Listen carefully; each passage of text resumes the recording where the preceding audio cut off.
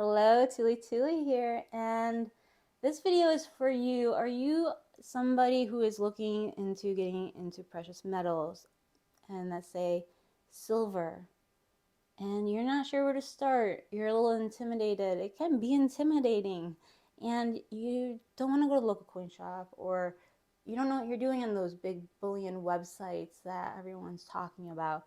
That's okay, let's start with somewhere you're comfortable. And where else could you be comfortable if you're from the United States than with change? I see dimes, I see quarters all on this table. And I'm not sure if you're familiar with half dollars, but there's half dollars too.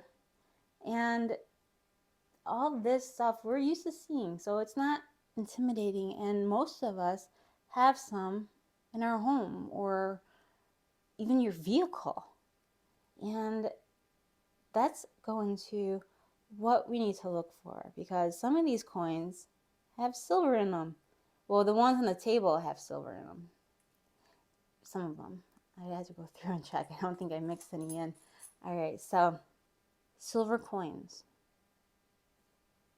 How do you know it's silver? Well, let's start with when they were made. So we would call that in our stacking community anything that's pre-64. And it just means that it was minted on the year or in the year 64 or before that. That's where pre-64 comes from. Now there's 4 names total, and it all means the same thing. So we have pre-64, that's one name, 90% silver, constitutional silver, and junk silver. And all of that means that it was 1964 or prior to that. Now, I don't want to go through all my change you're saying and look at the date. I don't want to either. I'll get eye fatigue. So, you know, the next best thing to do if you're looking for silver and quarter, dimes, and half dollars, and I say that because if you notice, there's no nickels on this purple paper here. And I want to make this very simple.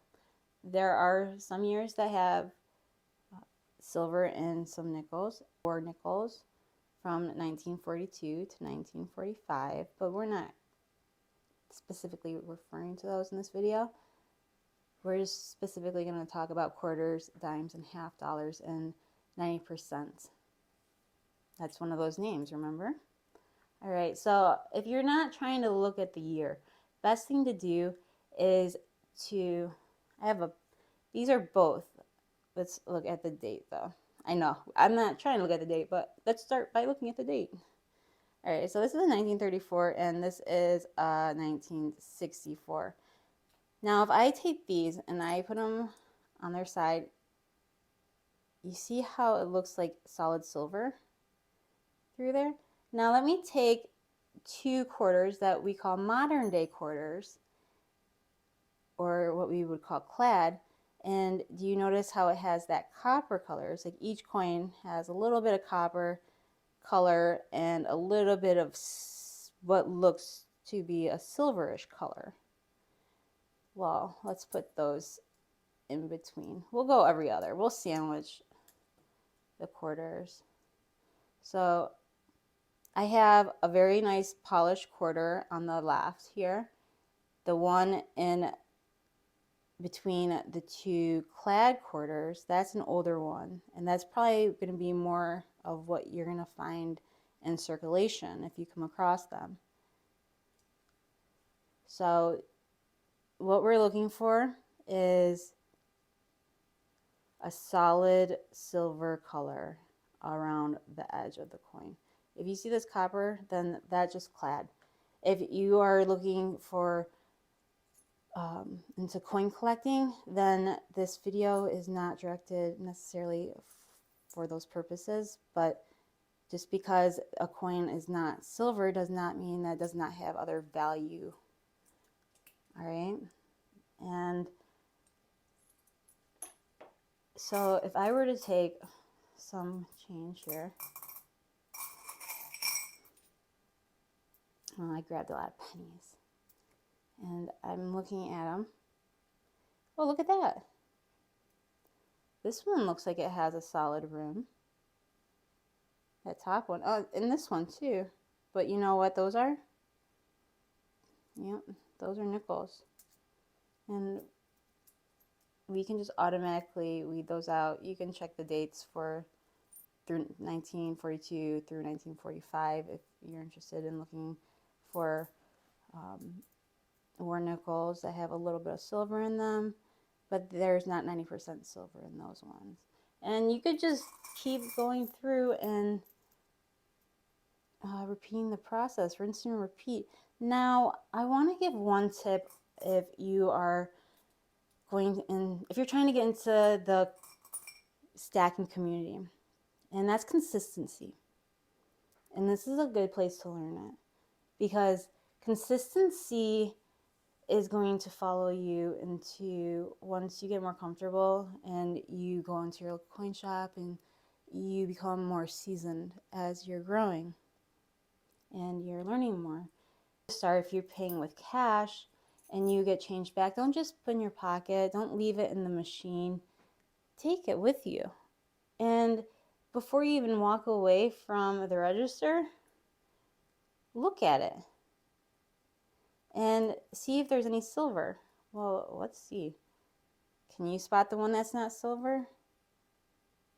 Yep, it's that top one. If you find it, get excited about it, put it aside. If you live with family members, explain to them the importance of holding on to those pieces because they are worth more than 25 cents. They're worth more than 10 cents. They're worth more than 50 cents. And it's important if you're going to be doing this and you don't have a safe to put them in to educate your family also that or anybody that you're living with. So they don't say, hey, I'm just going to take this pile of change that they have on the nightstand and I'm going to go spend it as you're trying to find it in circulation. So, but consistency, anytime you go to the store and you're paying with cash, you get change, check it.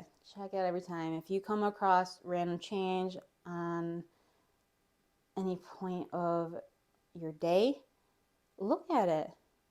I mean, people leave change in self checkouts all the time.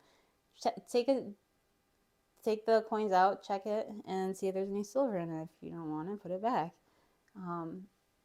And this is a great way of getting your foot in the door.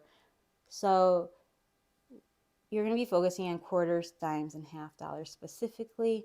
Now, half dollars, if you are interested in looking for those, they do have some that have 40%, and those are going to be from the dates 1965 to 1969, and those are just as valuable.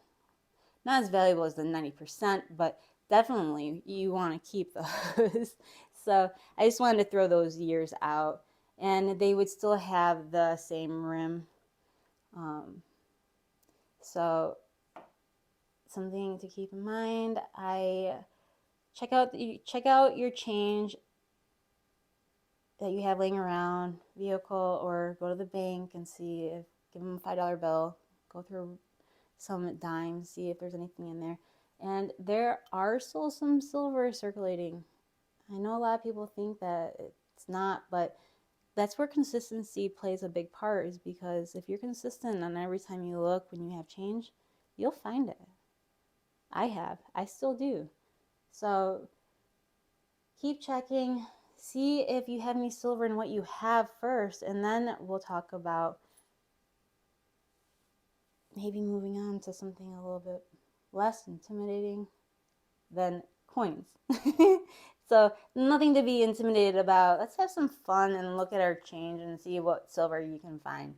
So thank you for watching, and I welcome you to getting started in silver and precious metals stacking. So this is a wonderful first step to take, and it's great to teach your children. I know there's a lot going on in the world today, but let's check out our coin of it and appreciate the silver that's inside of it. So I wish you all the best, and goodbye.